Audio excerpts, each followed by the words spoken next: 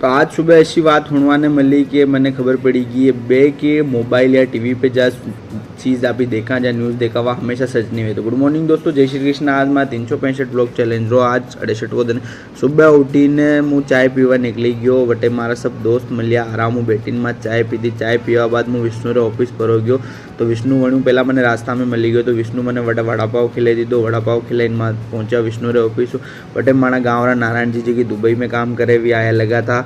तो दुबई का हालचाल पूछा तो वहाँ एक दिलचस्प बात बताई मैंने कि मीडिया में भी देखी रहा था कि बुर्ज खलीफा ने बम उड़ाई दीधो, लेकिन वी की रहा था कि वी वटूस विन निकली रहा था। तो लोग बटे बुर्ज खलीफा रहते उबा था और फोटो खींच रहा था।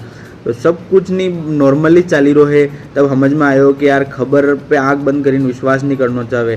कहाँ गई कई के ई न्यूज़ वाला कई भी बताई दे।